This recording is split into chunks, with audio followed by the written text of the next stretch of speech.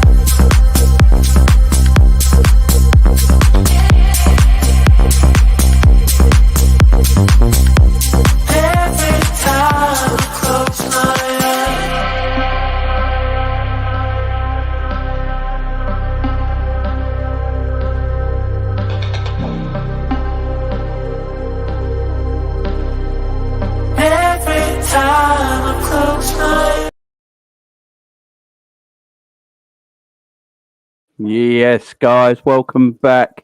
Hope everyone's doing really well. This is another Liverpool show, guys.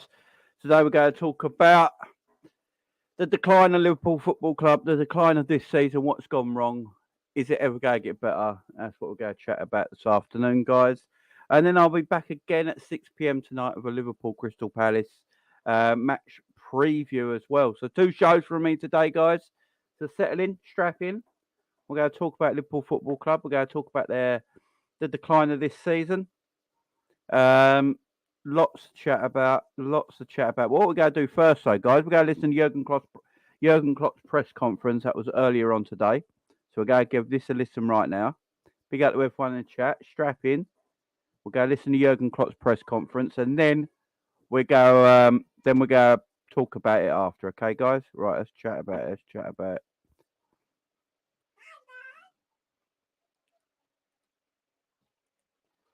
All right, let's do this.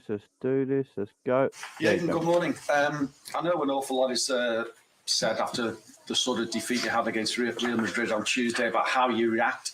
Is it a case now of working on specifics, or is it more about lifting morale and confidence? And how do you go about that? Do you watch the game back immediately with the players? With the players? No. We have... Yes, of course we watch it back, and but not the whole game together with the players. That's no time for that, really. No. Same with training. So it's not that you can work now on a lot of stuff in between Wednesday and Saturday game. That's not possible. But anyhow, we are obviously using the information from the game. It's clear. So, but we have to understand 100%, and I've said it now plenty of times, I don't read a lot anyway, but when you lose a game like this, it makes absolutely no sense to read or listen to people who are talking about it. So, well, I know 100% how the reflex is, and conceding 5 in a home game in the Champions League is absolutely not acceptable. I know that, but it happened anyway, so we cannot change that anymore. The way we conceded the goals, we can change, not for that game, but in general, and we have to. But the start of the game was a good one anyway. It was good. It was not only 20 minutes. I know after then we conceded, but it was the first half was a really good half. Could score another goal. Maybe should have scored in that situation. And then the second half had the worst start for us. So what you can see, what I saw in this game is that, yes, a lot of things are back, but not stable yet. So that's pretty much what you can make of it. That's why we then conceded the goals. You are 3-2 down, and it's clear you want a result for the next game, and a 3-2 is not a perfect. When you lose 3-2, it's not a perfect result, but it's much better than 5-2. And so, it was a night which was not really helpful, but still we have to work with it, and that's what we did. And so now we are here and prepared for 2 days already, and today again the game against Crystal Palace, and hopefully can learn the right things and use the right things and get some points. Yeah, it's going to be a difficult task, isn't it, to make further progress in the Champions League, so that obviously qualifying for next season's Champions League through the league position becomes absolutely paramount for you now. So, but you've a real chance with 2 matches, the Palace and Wolves game. Win both of those, and you're right back in the hunt for 4th place, aren't you? Before the likes of Newcastle even play a game. Big games for you. Yeah, so that's a fact on the table, but we should not involve the Wolves game already, and we should not consider the 3 points already in our pocket or whatever. It's not like this. It's a really tough game. So Crystal Palace has result-wise not a perfect spell as well. So since the World Cup, but performance-wise it looks much better. So we had a really deep look into what they did, and it's a really talented team, a really well set up team. Probably in a 4-2-3-1. A lot of technique on the pitch, speed on the pitch, mixed with experience, but change. So I really respect a lot what Palace is doing for years, and how they bring all these offensive players, especially together, and keep them in the club for that long and stuff like this. It's really good. So yes, will be a tough one, but yes, of course, for us, all the games from now on are Champions League qualifiers. That's how it is, and nobody knows if we can do it, because not only in our hands, but getting 3 points would bring us in the right direction, and that's obviously something we want to do, but we know it's difficult. I know you just said earlier there that you don't listen to all the noise that's made after these sort of defeats from the likes of us in the media. I know it's difficult to shut that out as well. A lot of people calling for change on the back of a defeat in terms of the team lineup, etc. Are you tempted to shake things up after a defeat and bring the likes of Jota, Firmino, who are probably ready to start a game now? And what about Ibrahima Konate? Is he anywhere near playing again? It was near, but had 2 sessions without after a long injury, so that makes sense. We can see when the boys come on now that they are not at their best anymore. But they need the minutes, and everything will get better. But that's exactly the situation we have. So it's we are not sure if all the boys could even play again after Madrid because of some knocks here and there. So we're really not 100% clear. So then we have to make changes, and we want to make, and we will make changes anyway. But it's not that you come back after a long injury and just it's clicking again. So we have the situation now with Bobby and Joe. We can see it with Virgil as well. Everybody expects Virgil always like a robot pretty much. Now he's Inti, played the most games last year, played the World Cup every game pretty much, at least for his country. Came back from first, second, played for us, got injured, comes back, plays. So that's the situation. That's not perfect, but it's what we have to go through. So that's why I don't say everything what people say around us is wrong, not at all, but most of the things are not right as well. So that's how it is. But we know that we have to improve. We know that we have to change things, and we will. We cannot do that now, but it's already clear. But that we have to do something in the summer. That's clear. But for now, we just have to go through this and fight back. And so again, you can lose against Real Madrid, but I don't think a lot of teams can cause them the problems we cause them in the first 20, 25 minutes. So that's a sign of quality as well. So I don't always interested in it because it was only 20 minutes and then you lose a game. But it's still very important for us that I could see that. That's why I was not in a overly bad mood afterwards, because yes, if you make the mistakes we made, then it's really difficult or impossible to get anything about it. But there was some good stuff which I didn't see for a long, long time. And I was really happy about that. And so now let's try to keep that in our patterns and in our game, and then we will see. Virgil did say he's not a robot, by the way. No, he is not. You did after the game, yeah. Okay, yeah, because it's... I didn't read that or listen to him, but it's true. Yeah, he is not. I knew that before, by the way. Morning, Elliot. think it's 7 points off the top 4, but with games in hand. Is that now the absolute main target, the main focus for the rest of this campaign? Would you have any other? Yes. European football. So, okay, when it's Liverpool and we play all the time Champions League, nobody asked me now, will ask me, you can make the Conference League or the European League, stuff like this. European football, yes, and Champions League, we said it 500 million times, and rightly so for the club. It's incredibly important that we qualify for it. We are all, I'm not sure, but some people are for sure a bit spoiled because that was in a very difficult league. We did it quite early in the last few years, but we were always qualified for the Champions League, apart from 2 years ago, I think. And so this year it will be a later decision, definitely, if we can do it. But we need points for that. We don't have to talk about it. The only way to get there is to gain more, to win more points than our opponents, because at the moment they all have more points than us, most of them. And so we have to make sure that we really keep going. Yes, and that's why we all have to make sure that this highlight game against Real Madrid, everybody was positive, winning 2 games before, and now maybe in the right moment. Then 20 minutes, everybody thought, okay, yeah, it was the right moment, and it was the wrong moment after that. So we cannot always go like this through a season. We need to find some consistency in the way we play. It's not all, emotions are very important, but it cannot be all about emotions. It's all about, today I feel great, tomorrow I don't feel that well, and stuff like this. We have just to start believing 100% in ourselves again, and really bring our quality on the pitch. And that's now the thing for tomorrow. We have to be tomorrow an incredible, uncomfortable opponent to play for Crystal Palace. That's all. And we don't have to think too much about, if at all, about Champions League or whatever. It's about 3 points. That's our Champions League tomorrow and nothing else. Selhurst Park on a Saturday night will be a raucous place to go. You've got a very good record there. Do you enjoy going there? I can't say enjoy it. I like I heard now that we have a good record there, but if you would have asked me, I would have said, wow, incredible, difficult games, always really tough. Yes, great atmosphere. I actually hope it's on Saturday night in London, people go out and don't go in the stadium, to be honest, but maybe they will first go in the stadium. No, yeah, it's a great place to play football. I really respect a lot what they are doing, because it's, I think it's really tough in London between all these massive clubs, and then finding a way. Over the years, I learned that their youth department, at least 100%, used to be outstanding. I don't know exactly how it is now, but there's some really interesting young players. We had some here who came through the academy. So yes, really, really cool club in a really cool stadium. Yeah, I only remember super difficult games. Carlos. Hi, Jürgen. Your last 6 goals have come for you from 3-2 each. How excited are you to see them developing their partnership together? It must be hard for Jota and Firmino to get into the side when they're playing so well. It's not hard. We have too many games to make it hard to come into games. We cannot play all the time with exactly the same.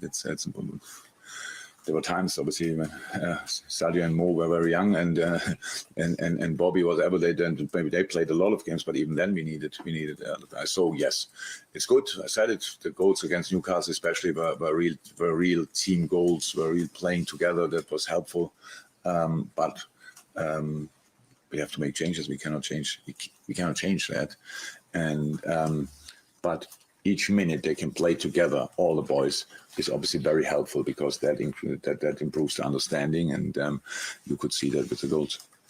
And you mentioned after the game the other night that you need to make sure that game doesn't damage confidence.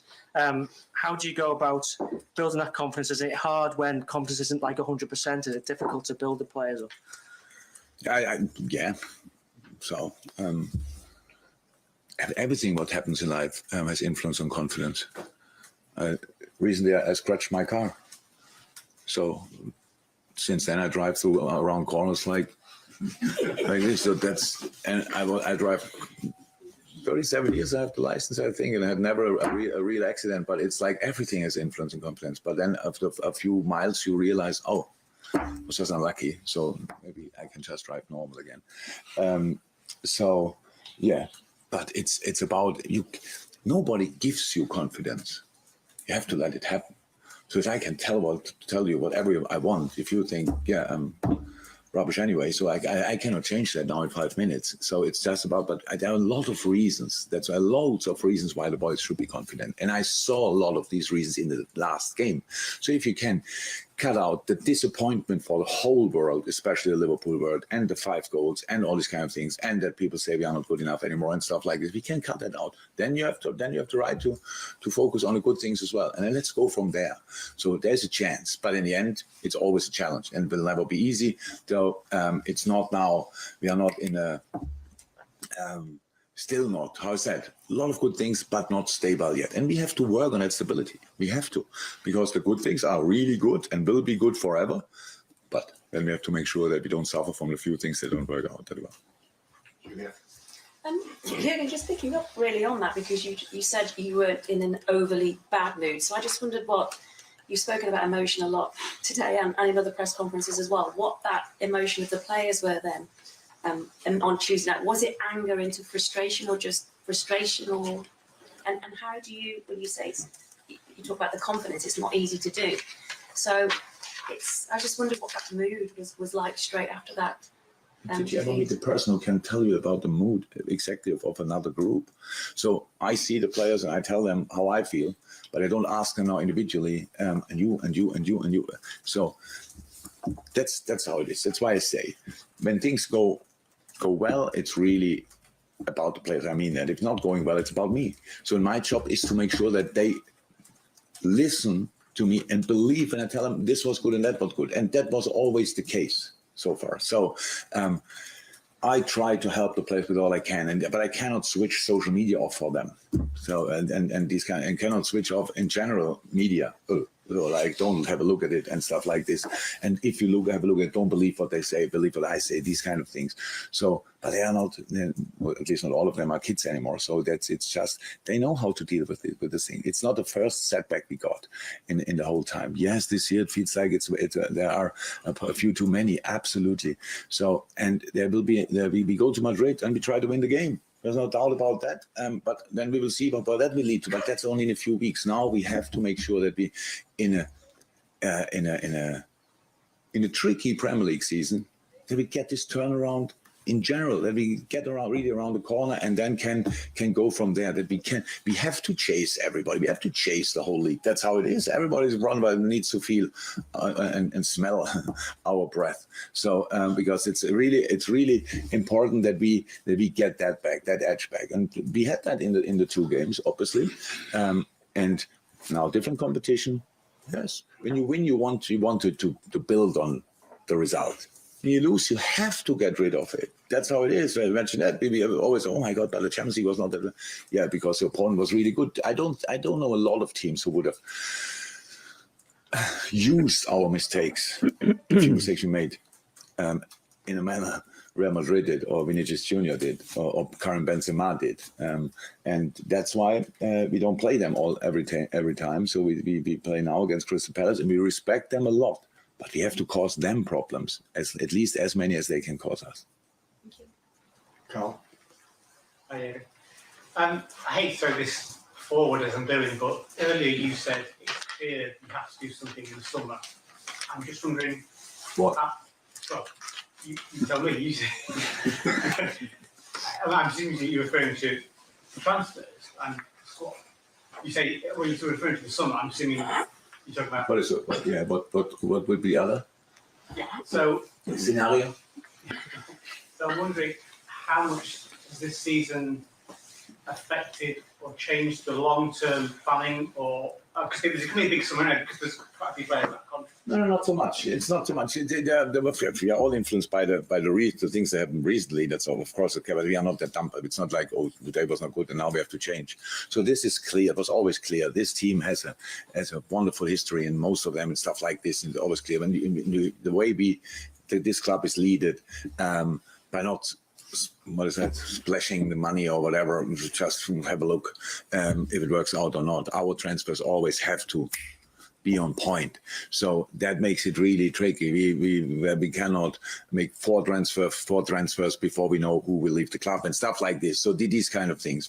And last year, I said it now. I don't know how often I can say it. I knew it will be tricky. And that was one of the main reasons why I signed a new contract, to make sure, okay, come on, people are not on top of all that, have to discuss, and then he leaves next year. And not because I'm that great, just because imagine the same situation with another coach. So everybody would have said, bring Klopp back. And it's good we don't have that. Some of them want to be out. It's fine. I can understand that as well. But it's not about that. It's about a club and a stability and what we can get in. So last year now was not a season for a big change. There was no doubt. We played until the last moment. And if you want to change, again, this club, we cannot just bring in new players and realize then. Well, there you go. There you go. I've been saying this all season. Klopp didn't want a big change last year. He didn't want that many players in. I've been saying it all bloody year. The man says it with his own. Right. I don't want no one going, oh, Klopp's just being cryptic. He's sticking up for the owners and all that. He ain't. He said it himself. Jesus, people. He said it himself.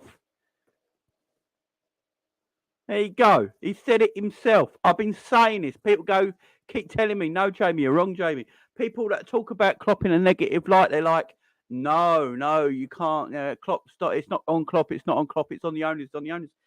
He basically said it there. He didn't think it was time for a big change up. He only wanted a few players in. Later, nobody wants to leave. It doesn't work. It doesn't work like that. So that's why it's not possible. It's not possible to start it early because we had final after final after final, played the season until last match, played the Champions League final, and then we have a short break, and then we have a lot of injuries, and then the World Cup. So boom. It's like on all the problems we knew we will have, this came on top. So and now we are in it, and I know it's too long, and it's for me too long because I have to face always you in this press conference. Oh, believe me, I don't like to talk about it all the time, but I have to think it all the time. That's not as bad as to talk about it, to be honest, because I don't have to read it the next day, pretty much. What I think, and so that's the situation. I cannot change it now that the people are not happy. We try to fight through and make the best out of this season. That's the idea, and stay in all the period as good as a person as you can. So if I said that the better you behave in a moment like this, the better the times will be after it. And the more useful the bad times are, because they have to be useful. Otherwise, they're completely useless. Imagine that in all our lives, that we wouldn't have learned from our failures. We wouldn't have learned from the moments when things didn't go well. So we would not be the same people. So we have to learn from this well, and we will. But now we are in this heated atmosphere where we lose a game, everybody out, we win a game, give him a new contract, and all these kind of things. And it's all be quick. So I'm too old for that. So we have to make our own plans, and that's what we do. But based on the way this club is leaded. So it's obviously different to other clubs. So that's how it is. But it worked out so far, and we have to see if it will work still, or if we have to adapt.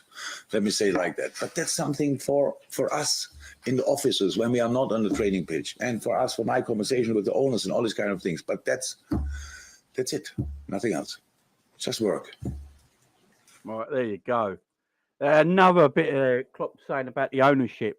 He knows. So this is another thing I've been saying. Klopp knows better than anyone, better than any of us fans, better than anyone who mentions it on Twitter. Jurgen knows the owners the best. He knows how this club is run. Does he sound like a man that is upset with the way the club is run? Honestly, let me know in the chat. But does he actually sound like a man that's upset with the way the club is run? For me, he don't. So he knows how the club is run. He says we're run differently to other teams, which is correct. But, he's saying we have to change in areas that, of our transfer philosophy, which we do. It's just, have to adapt. Everyone has to adapt. You know what I'm saying? It's a mad one. It's mad. Let's just listen to the end of it and we'll talk. Less a celebration. When you say adapt, what do you mean by that in terms of adapt your approach? When you speak to the owners, what did you mean by that? You want to specify that, or just do that if necessary? It's much better if I say something now. You can speculate. It's much better. Move on to the embargo section. Having an embargo until 10:30. There we go, guys. Whoa, wait a minute. There we go. There we go. I don't know about you guys, and that tells me Jurgen thinks we're going to have a big transfer summer. The way that comes out, I think we're going to have a big transfer summer. But look, I've been seeing things online. Yeah, there's always quotes about Jurgen Klopp's press conferences online that then spread on Twitter that people then read and then talk about. So what I always try and do for you guys is actually show you the whole press conference. To show you the whole press conference so we can talk about it, because there is things that need to be spoke about. You know, when you get a few quotes that's put up on Twitter that people talk about, and then everyone talks about it and goes, oh, this is why, none of it's Klopp's fault, it's all FSG, blah, blah, blah, blah, blah. Then you actually hear the press conference for yourself, like you guys have it, then it's obvious there. I've been saying it time and time and time again. Jurgen Klopp and FSG are one in the same. If you go blame one, you have to blame the other. It's crystal bloody clear. Big up to Kurdish, who was on the channel the other day. Big up to Kurdish when we talk about FSG, Jurgen Klopp and all that. He had some great comments and great points as well. When he was right on the FSG points, he completely was right. But listen to this today about Jurgen Klopp. You've got to feel like Klopp is not unhappy with the way this club is run. It's as simple as that. He's not unhappy the way this football club is run. He doesn't really sound pissed off. He doesn't really get upset. He doesn't get angry. He sounded quite happy today. He sounded quite good in his press conference, quite joyful, hopeful. As he said, he signed a new contract because he wanted to sign a new contract. You know, all this stuff you hear online, oh, he only signed a new contract because his wife likes Liverpool. You know, that's just balls. That's just a thing he said because, look, as a married man and as married people in the chat as well, or people with long-term partners, you know you have to keep your partner happy, yeah? Right? So it helps. But if he wanted to leave Liverpool, he would have left Liverpool. You know? He's happy with the way they run. He's happy with the way they run. There's no doubt about it. There's no doubt about the way he's happy with the way they run the club. Because he can say things in a way like, I understand you're not going to sit there and dish your owners, right? But you can say it in a way that makes it quite clear that your manager's upset. Do you know what I mean? You know, like the way Conte says it and Mourinho and things like. You can say it in a way that you go, right, yeah, he's definitely saying what he's saying, but he doesn't. And Klopp's quite, quite. The thing with Jurgen Klopp, he will answer your questions if you ask him. So I think perfectly, he's a happy wife, happy life, exactly. But it looks like they're happy to get looks like a happy relationship to me. Obviously, he said the one thing we all know, this club is run differently, so we have to do different things and we have to adapt. And it's like that guy answered the question just before the end there, what does adapting mean? And what do you mean by adapting? And Klopp's like, I can't really didn't really say on it. Personally, I think, I spoke to this the other day with Kurdish as well in the show, and I do think Liverpool go have a big summer. Now, what I mean by big summer might be different to a lot of other people's big summers. I think Klopp and Liverpool will buy players this summer and spend money. But it's not going to be what people might want, and that's going to be the difference. That's going to be the difference there. We are going to spend money. I believe we're going to spend money. I think FSG are going to spend money for the first ever time. The reason is as well is because when people are coming for them, they always do something to stop everyone coming for them. I remember when people started coming for them a year ago, and they got Luis Diaz in, and everyone shut up. So I personally think, I know, big up to Sam as well, hates FSG to death. Like Usam and Kurdish hate they hate FSG to death, and big up to them two guys as well. But even Usam has said FSG will spend, it will happen.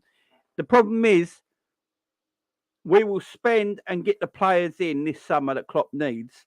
But the problem is we won't continue doing that. And this is what everyone's problem with the ownership is. We won't do it every single year. Like, they will spend this summer. I do think we will buy players this summer. We will spend this summer, yeah? But the problem is we won't do it the following summer and the summer after that and the summer after that. And that is the issue.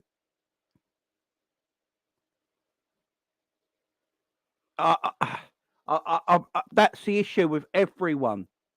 They will go big this summer. They will go big this summer, right? To keep everyone off their backs, yeah? That is what they're going to do. They can see that there's an issue. We can't keep old people. There's people leaving. There's people leaving this football club that are either left the football club already, and there's players leaving the football club in the summer that need replacing. So they will replace them. They will replace them. Liverpool will have a big summer this summer, I guarantee it. But the problem is, we'll all get excited, and then next summer they won't spend. The summer after that they won't spend, and the summer after that they won't spend. That's going to be the issue. That's going to be the problem. We're all going to be sitting there and going, "Oh, what a great transfer summer! Look who we got in. You know, got all these players in, new bodies, new legs." And then next summer we'll be like, "Oh, can't wait till next summer now." You know, next summer comes along, no transfer dealings. Then we're like, "Oh, for goodness sake, maybe we'll get some in the January. Probably get one in the January." Then the following summer, no summer transfer dealings. You know, and then we go. So we have one good year. We'll be like, we'll get players in. We'll be competing again next year. We'll all be happy. We'll all be like, come on. We'll all be back. Like, we're getting back where we were. And then the following summer, they'll buy no one. And then we'll come back down again. So it's going to be like that all the time. And this is the problem right now with the ownership. This is the problem with the ownership right now. You know, they took us up to here. So FSG, Jurgen Klopp, and all the players that we've got in took us up to here. The problem is FSG can't sustain a team at the top level of the game. Because when you get to the top level of the game, you need to start buying the quality players to keep you at the top. And the problem is FSG don't want to buy the quality players to keep you at the top. So what happens is Klopp will perform well because he's a quality manager and he'll keep you there. But then the players will get too old, and then you start to see this. You start to see a little drop, just a little bit at a time, and then all of a sudden you get to where we are now, and it's a big drop. So what's going to happen? Because there's been such a big drop, the ownership will buy players. We got a great manager. The team will come back up next season. We'll stay there, and we're back there again. Now we need to keep us here. We need to keep us at the top. But what they do, they won't buy the players that keep you at the top. So you go back down again. Then they invest again. Then you go back up. And that's how it's going to be all the time. Constantly through FSG ownership. We'll have 1 or 2 good years and we'll be like, yes, you know, we're the best team in Europe. We won this, we won that. We've got Jurgen Klopp. He's kept us there. Right, we need big players to come in now every summer to keep us there. No, we're here. We're at the top of the mountain. We need to stay at the top of the mountain. And what happens is we don't buy players. Players get older and the decrease starts. And that is the problem with this ownership. It's the problem with this ownership. And that's why I do think we will buy this summer. Because you've got to remember as well at the same time, FSG are venture capitalists, yeah? That means they don't like losing money. They don't like a downturning money and a downturn in revenue or anything like that. So what they're going to do is make sure they stay up there again. So they're going to invest, whatever the hell they're going to do it, they're going to do it. Bring the club back up. Club will be there for a year or two again because of new players coming in. And then when we want to stay there, they'll go back down because these owners, unfortunately, can't keep us at the top of the mountain. And that is the problem we're at the moment. That is the problem we're at the moment. Look at Man United. Look at Man United, yeah? So I've been saying this for a while with Manchester United. Man United always had a decent squad. They've always had very good players in their squad for the last few years, yeah? Their problem was, so Man United's model is, get the top players in. Man United have always got the top players in, yeah? Money's not a problem. So they always get the top players in, yeah? Their problem is they haven't got a manager that could keep them at the top of the mountain since Alex Ferguson left. That's been Man United's problem. Man United's problem is never spending money. Man United's problem is getting a manager that can keep them at the top of the mountain. It's the opposite way round to Liverpool. Liverpool have got a manager that can keep you there, right? But he hasn't got investment to keep him there. Man United haven't got a manager to keep him there, but they got investment until now. Until now, when they got Ten Hag in. Ten Hag's a quality manager, and you're seeing a difference, yeah? Man United didn't bring much in to change his team. He's still winning games with players that everyone else has struggled with, yeah? And he's keeping them there because he's a quality manager. That's the difference. You need that. You need a structure. You need a coach. You need a manager to do everything correctly and in the vision of the owners. And that's Liverpool's problem right now. Liverpool have the manager. They don't have the owners. It's the opposite way round to Man United till this season. Now, this season, Man United have the owners and the manager. And that is why they're fighting for the league. Yeah, and going for a quadruple all of a sudden. Look, you look at that Europa League. Man United should be favourites to win that Europa League. Clear day. Yeah, them and Arsenal. Could be them and Arsenal in the final if they miss it. You know, they should win that trophy. They're in a League Cup final on the weekend. They could win that yet. Fighting for the title. Let's not hide the fact here, guys, because it's Man United. We hate them. They're scum. We can't stand them. Yeah? Fighting for the title, man. Took one summer. Getting a quality manager in with a structure who knows how to do things. Yeah? Quality coaching. That's what Liverpool have already got in Jurgen Klopp. But what they've not got, they haven't got the investment. They haven't got the investment. Now, this summer, Liverpool need a concert. I've been saying it for a while now. I've been saying this for a while. Jurgen Klopp, as he said there himself in the press conference that we all just listened to, he said himself, we didn't need much reinforcements in this transfer window this summer. He said it himself. He didn't think we needed it. He saw a team that went for the quadruple and just lost out to it. And it ended the season with an FA Cup. And he thought, they don't need much. He only wanted a couple. That's why he was after Tuchemeni. He thought a Tuchemeni coming in and a Darwin Núñez, that's all we need. And we keep going. Obviously, he only got one of them in Darwin Núñez and didn't get the midfielder. Klopp said it himself. I ain't even lying, guys. Just go and watch the press conference. If you missed it, I just played the press conference on the show. He said it himself. So, guys, when you see all these things on Twitter that has a little quote there and people are retweeting this quote about the ownership, it's not the full thing he said. Make sure you listen to the full press conference, guys. Make sure you listen to the full press conference. Because don't just retweet what you see on Twitter, man, because it ain't always true. They just take a little quote out of something that might be this much writing in it, and they take about that much out and put it on Twitter, and everyone believes it. Listen to the press conference, guys, please. Beg you, listen to the press conference. Klopp said it himself. He didn't think they needed big reinforcements this summer. That's why we only got Darwin in, Ramsey, and he wanted Tuchemeni. He missed out on the midfielder he wanted. But that was it. He was happy with that. And then it's fallen apart this season. It is what it is.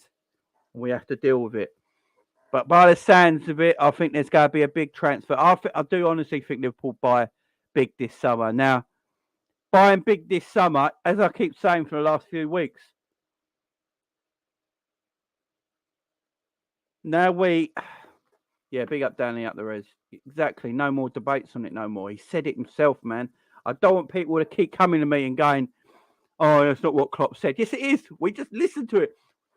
Guys, if you've not watched it yet, just watch my video back later. We do the whole press conference on there. No, I don't skip anything or anything. We watched the whole thing.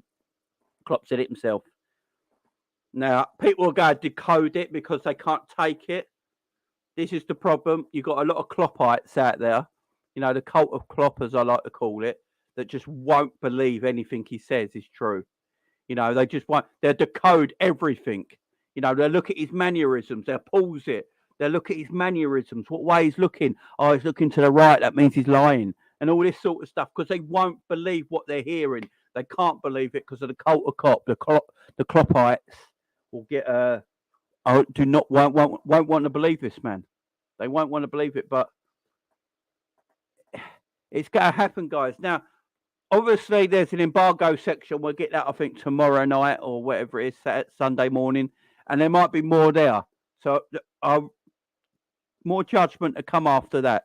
So once we hear what comes out in the embargo section in the next 24 or 48 hours, we can detail then as well. But let's just detail what we heard today. And what we heard today was a man who said, I didn't think there needed to be big investment this past summer. After what you see the team go through, I didn't see the fall from grace that's actually happened to the football club. The what's happened to some of the players, he didn't see it coming. To be fair, not a lot of us saw it coming, so I'll give him that. And he now knows that we've got to invest in the summer. Players have to be bought this summer. There's just no doubt about it. You know, he has to do it. He has to go out. Him and his coaching staff, his scouts, and whoever's in charge of buying the players, whoever it is in the summer, because that needs sorting out as well. Julian Ward is leaving this football club. We need a sporting director in charge before the end of the season because he has got a massive job. This needs to be sorted out now, by the way. This is taking too long. Apparently, Liverpool are not interested in getting that Paul Mitchell from Monaco anymore. Get Ralph Ragnick. I have said it for time now. Go and get Ralph Ragnick to be sporting director. He's extremely good at that job. People will go, what, Jamie? A former Man United manager? What are you chatting about? He's a crapper manager at Man United. That's not his job. His job is creating superstars. He's very good at talent ID. He's got great talent ID. He knows where to find the next young superstar. Yeah? He knows the German market better than anyone. Ralph Ragnick would do a great job as Liverpool sporting director. He'd probably work really well under Jurgen Klopp. Plus, you need someone to knock Jurgen down a little bit because Jurgen's ego at the moment is massive and he runs the football club. And what you need a sporting director who will go, look, Jurgen, no, we're not getting this. These are players. Trust me. I'm getting you these players in. They're going to be superstars. They really are. For me, that's who Liverpool should be going for. Either that or Michael Edwards comes back. They're the two. I don't want anyone else. But it needs to be sorted now. It needs to be sorted now. Ralph Ragnick is great at this job. This is what he's good at. This is what he's bloody good at. Forget him being manager of Man United. By the way, when he was manager of Man United, he pointed out every single player Man United needed to buy. And all the players he pointed out, are quality players that have gone elsewhere that United never bought. He's got great talent ID. He knows what he's doing. You know, Ragnick is I think Ralph Ragnick wanted Enzo Fernandez while he was still in South America before he even moved to Benfica. He was looking at him, saying we need to get him in. Yeah, he's got great talent ID, man. I think he's also looking at Alvarez in Argentina at the time and talking about him as well before he went anywhere near Man City. He knows the German market, man. He knows that German market. Don't forget, Ralph Ragnick is the one who told Jurgen Klopp to buy Canate and not Upamecano because he thinks Canate is a far better player with a higher ceiling. And he looks like he weren't wrong on that either. It's just we got to Lewis Campos is another good one, Gangan Deep. We've got to get our hands on these kind of people, man. Liverpool need to do this now. Getting this in now and identifying the players we need to go for in the summer is massive.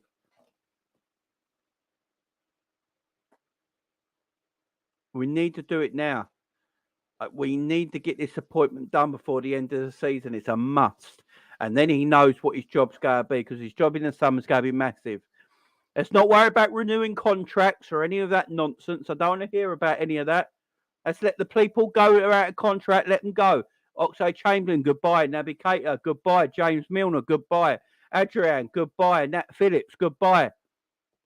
Yeah, let's let them go. Just let them leave, guys. Off you go. See you later. Bobby Firmino. Might be heartbreaking, but if he's out of contract and he's still not signed one at this moment in time, let him go. We need to get fresh blood in. There's like 6 players there. Let's bring in 4 players that are all reliable, young, hungry, want to achieve. That's what we need in this team. We need hunger. We got no hunger in this side at the moment. This side is full up. This side is bloated. They've eaten well and they're not hungry no more. Let's get some hunger back in this team. Let's get some young players in who are hungry and want to play for the club, want to win things with this football club. It's what we need in this team desperately. Desperately. A Thuram at Nice, I believe, is worth 30 million euros. It walks into this midfield. Walks into it.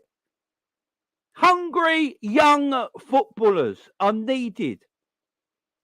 Obviously, they've got to be of a quality as well. Things with something to prove.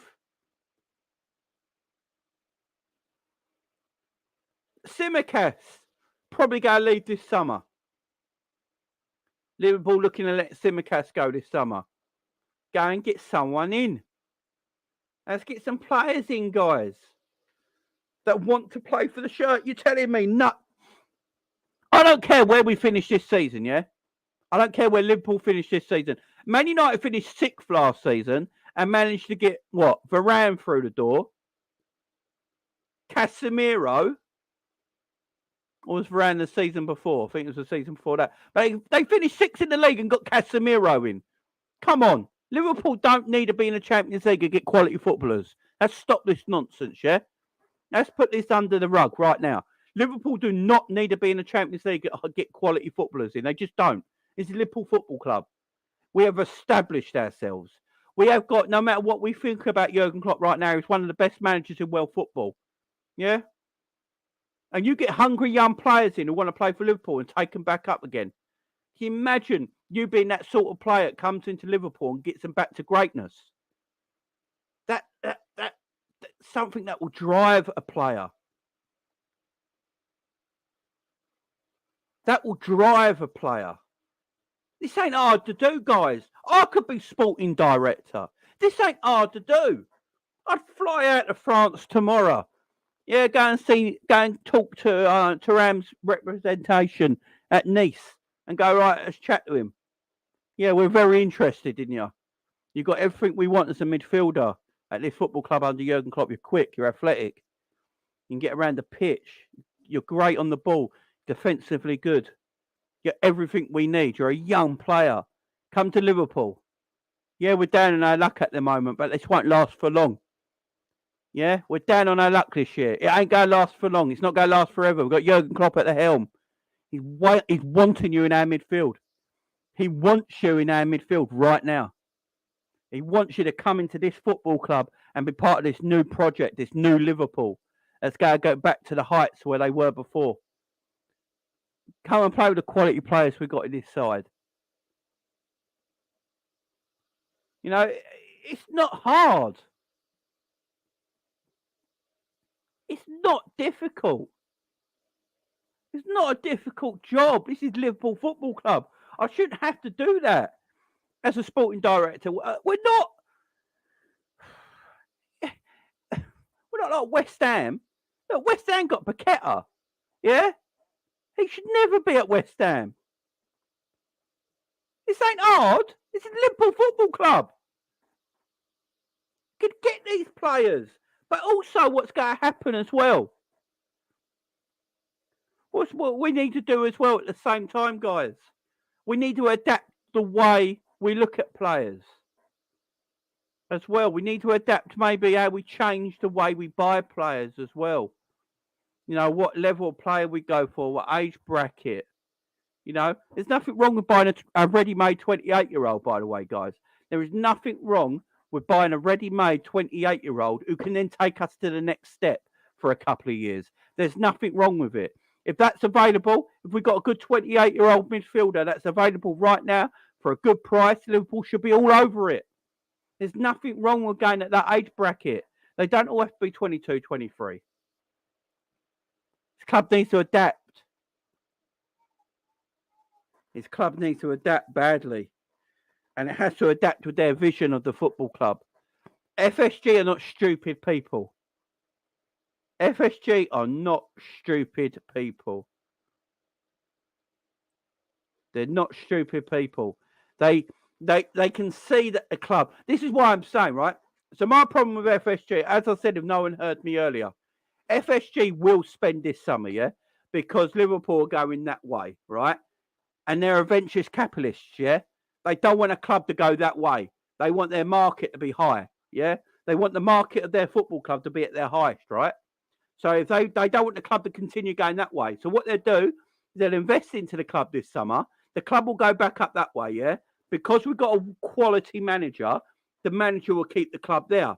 But because we're spending one summer, right, they won't spend for 3 summers after that. So Klopp will keep the club there for a couple of years, but because FSG won't spend again, they'll start to go down like that. That is why we're like this as a football club. Yeah, that's why we're like that as a football club, up and down the leagues all the time, because the ownership can't afford to maintain a team at the top of the mountain. They can get you to the top of the mountain, yeah? They can get you to the top of the mountain, but they can't sustain you there. And that is the issue. That is the issue. That's why I'm saying I think we will spend this summer. But they have to adapt. The manager has to adapt. Everyone does. Klopp was there talking about adaptation. Like how we adapt this. How do we adapt that? Don't get me wrong, guys. FSG ain't broke. I know a lot of people in the comments saying we're broke, Jamie. We're broke. We're not. We are so rich, it's unreal. We just don't spend the money. We are ridiculously wealthy. We just don't spend the money, guys. It's as simple as that. And that's the issue. We ain't broke FC. We literally ain't. We just don't spend the money. We make turnover after turnover after turnover, year after year, the last few years. Money's there to be spent. Don't forget all the people leaving this football club are coming off the wage bill.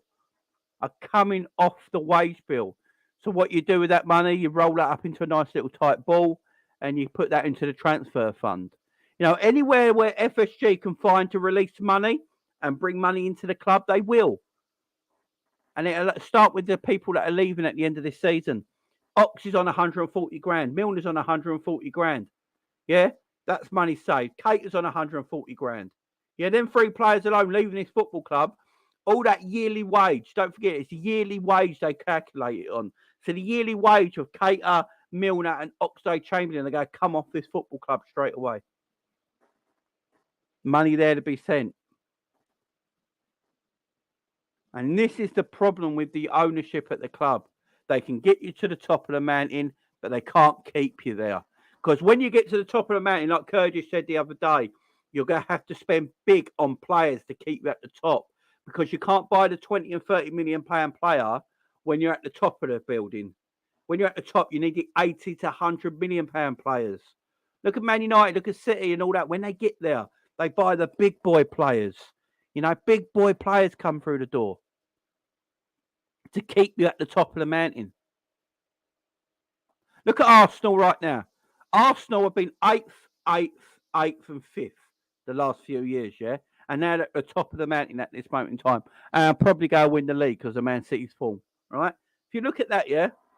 But that Arsenal team won't stay at the top of the mountain with that squad. They just won't, right? So they need to invest massively in the summer. Massively. So that's something to watch out for as well in the summer, how Arsenal spend. Because they're going to have to invest big time to keep them players there, to keep them at the top of the league. Now, they got young players, yeah? So Saka's only getting better. Martinelli's only going to get better. Jesus going to get a little bit better. Odegaard's going to get a little bit better. But there's players there like Xhaka that will need replacing in time. You know, you got defenders there that are young, but Gabriel's not the best, but Saliba's good. You know, they've got positions they're going to have to fulfill to sustain their team at the top. That's how we got to do it. That's how we got to do it. Everything needs to change.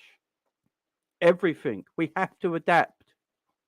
The manager, the owners, the way we scout players. We need to scout differently as well.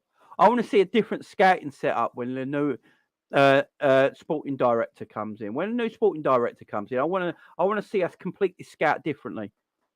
I want a different scouting setup. Why are we not looking at these young South American players that are coming in from South America all over Europe? Yeah, coming to the Premier League, going to Germany, going to Spain, going to Italy.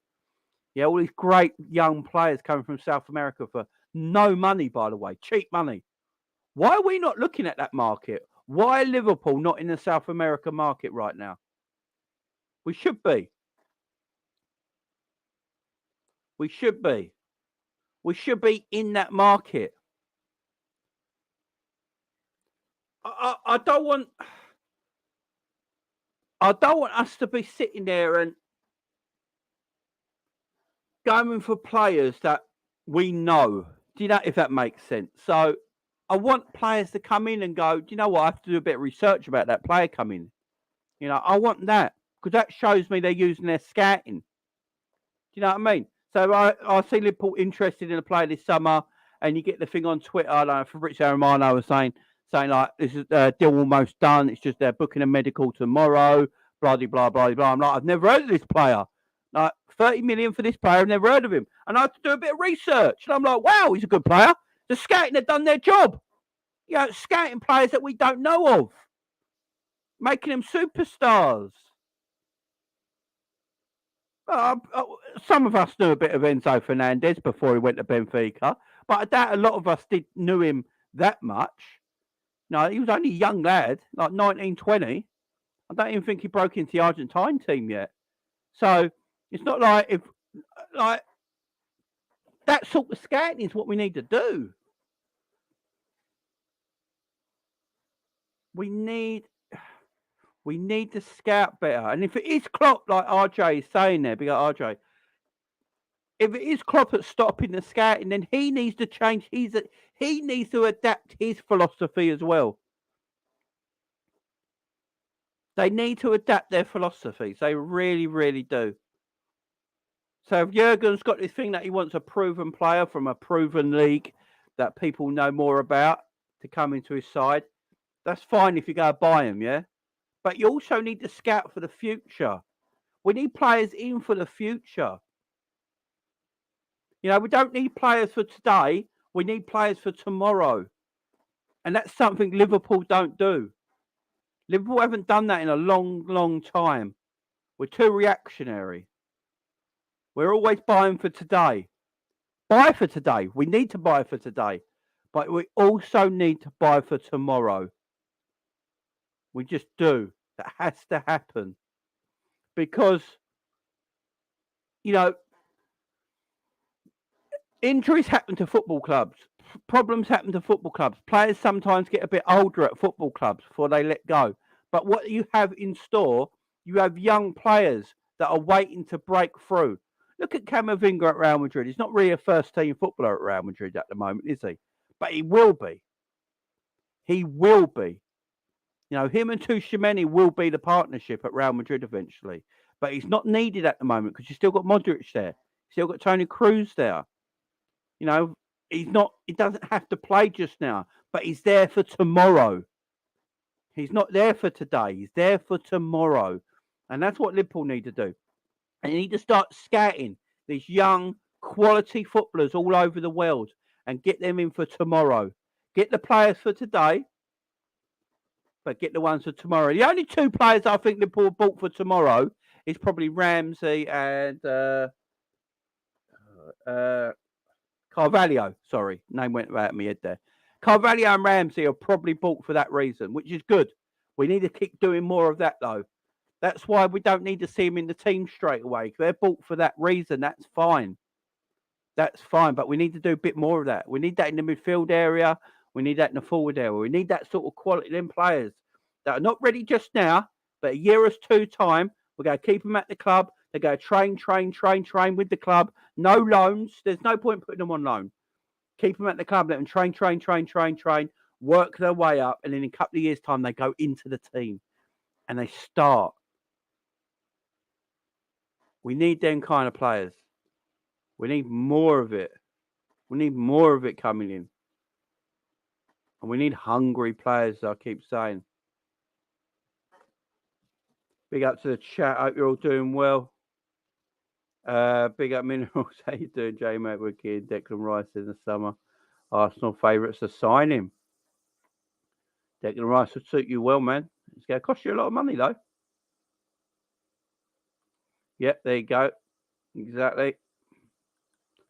Chaos, big up. Jones, Ox, Millie, Phillips, Nabby, Bobby, and don't rule out Salah going to PSG. Or could be going at the end of the season, all that money and wages on some transfer funds. Yeah, exactly. It'd be a big transfer. That's what I'm saying. Yeah, Carvalho and Canate. I think Canate, I think, was for more now. But I would say Carvalho and Ramsey are tomorrow's players. But I think Canate was bought for like now. The problem with Canate is that his injuries. If Canate was never injured, I think Canate would be playing every single week. High energy players won't cost the earth. Both at clubs at Liverpool, that jump at Liverpool chance. I'm telling you, Polina and Nunes would change our midfield. That's two I want. Then go get that Leipzig centre back. Yeah, that's true. That's true. Virtual drive in Brazil, big up. Suarez today is better than more dangerous than DA than Darwin Nunes and Gakpo. Well, Salah's one of the greatest strikers of his generation, man. Or the greatest striker of his generation. In my opinion, Suarez is the best striker I've seen since R9. Yeah, I've said it right there. I think Suarez is the best number 9 I have seen since R9. I really do. I think Suarez is out of this world. Now, I don't know. I think I'd rather have Darwin Nunes now.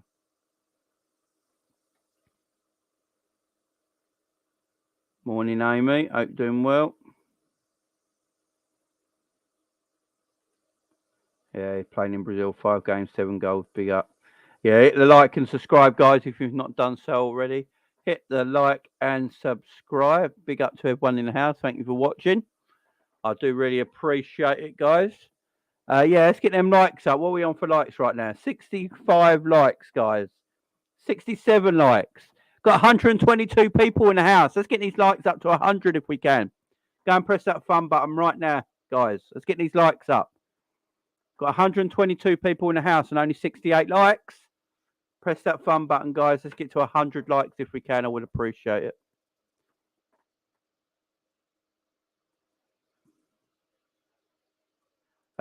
We need a manager who's tactically pigeonholed into playing one style, seemingly unwilling to and unable to adapt to anything else.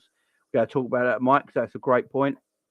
Awake and well, you just called Salah a striker. That says it all. Play him as a striker. Yeah, I mean, Salah is better when he's in front of goal. There's no doubt about it. Big up virtual driving.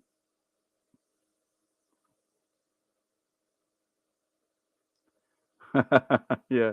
100% Suarez is what you call generation, not how he plays. Yeah, exactly. That'd be chaos. Trying to figure out Liverpool lineup tomorrow, except for Alisson and Salah. Yeah, I'll be doing a 6 o'clock show, guys. So don't worry about that. 6 p.m. this evening, guys, UK time. I'll be doing a Liverpool Crystal Palace match preview. So make sure you all join me at 6 p.m. again tonight, guys, for that match preview. We'll be picking the team, reacting to some more of Jurgen Klopp's press conference about that game, and talking about the Crystal Palace side as well. So make sure you are tuned in for that at 6 p.m. tonight, UK time as well. Yeah, the Carvalho's one's weird. I don't know what's happened to Carvalho. I just don't think Jurgen feels that he's ready. The only thing I can think of that Jurgen doesn't think he's ready. But I don't want to get rid of Carvalho, because Carvalho can be one of them players for tomorrow. He can be one of them players for tomorrow. You know, it's not all about today, but Carvalho's for the future, man. We should be keeping hold of him. There's no doubt about that. Big up everyone, 75 likes. Let's try and get to 80 likes right now. 100 people in the house. Hit that fun button 5 more times. Let's get to 80 at least. Let's go for it, guys.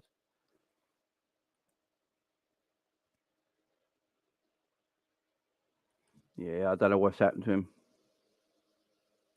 He doesn't fit dimensional pressing. All right, that's one thing we're going to have to talk about is Jurgen's tactical awareness in games.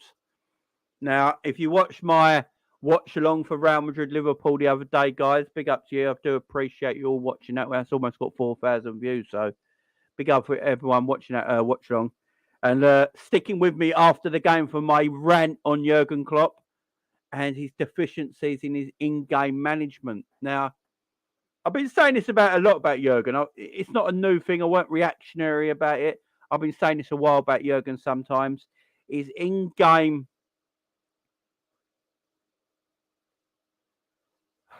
management sometimes lets him down. I've said that for a while. Yes, players can cost you games and sometimes there's nothing you can do about it. I get that. That's granted. But you can change things up sometimes. Like they always say, you can lose a two-legged game, but don't lose a tie. Yeah? You can lose the first leg, but don't lose the tie in the first leg. And that's what Liverpool did. I would have rather lost that game 3-2. I wouldn't have been so angry. If we lost that game 3-2, I wouldn't have been so angry. I'd have been upset. But nowhere near as angry because it's a 1-goal deficit and anything can happen. But we have got to score 3 unanswered goals against Real Madrid in their own ground in the form we are at the moment. It ain't going to happen. So, yeah, his in-game substitutions were mad. Taking off 2 strikers that were our most dangerous players on the pitch at the time to replace them for Jota and Bobby made 0 sense. It made no sense at all. Absolutely none. He got that wrong. Bringing Harvey Elliott on with 5 minutes to go. Like, literally, what's the point? It was very weird. And keep playing in 4-3-3 and just letting Real Madrid counter-attack us all the time. Remember, Real Madrid never in that whole game pressed us. Never pressed us once. All they did was set back and then counter-attacked. That's all they did. And it was so easy. That's all they did was sat back and counter-attack. Sat back and counter-attack. They never pressed us. Look how easy it was to pass around the pitch against Real Madrid because they weren't pressing us at all.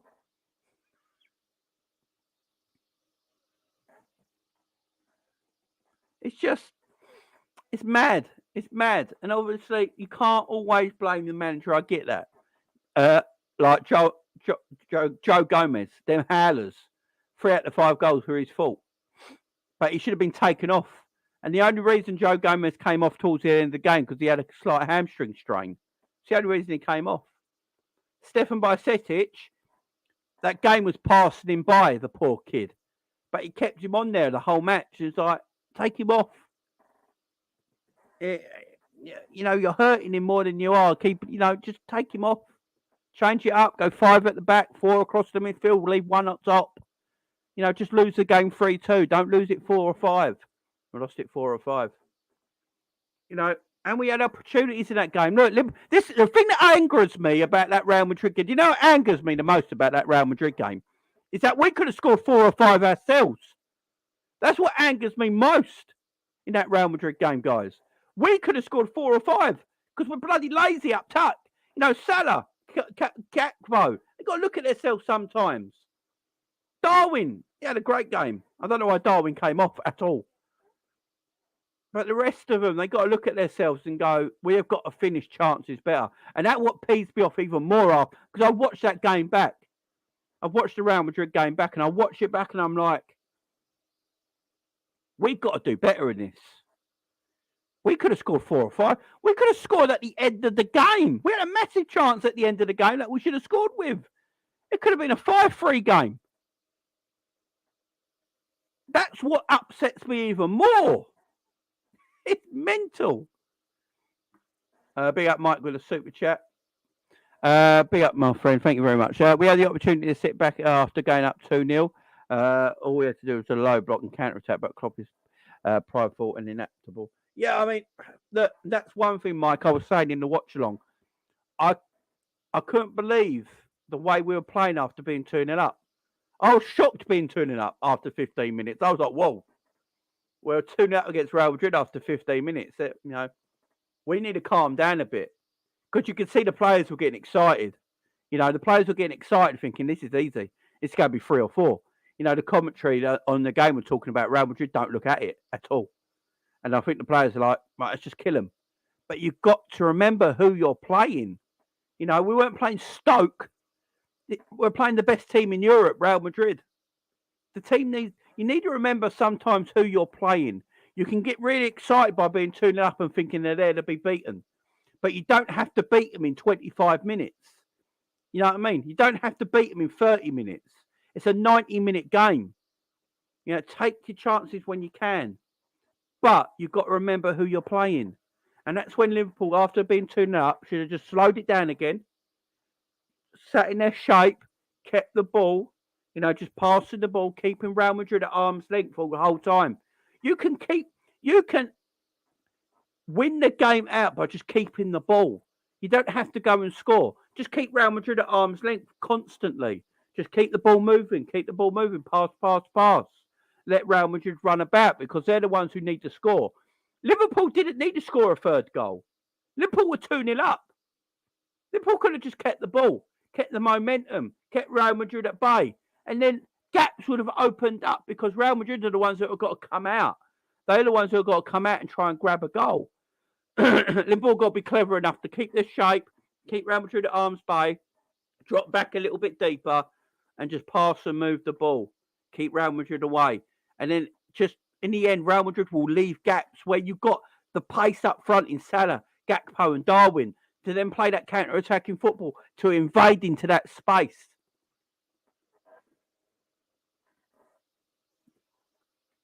That's what Liverpool should have done against Real Madrid. And that's what upset me about Jurgen in that game so much because Jurgen is capable. This is not a dead manager. It's what upsets me a lot about Jurgen sometimes. He is so capable of doing this. But I don't know what stops him. I don't know if it's his pride.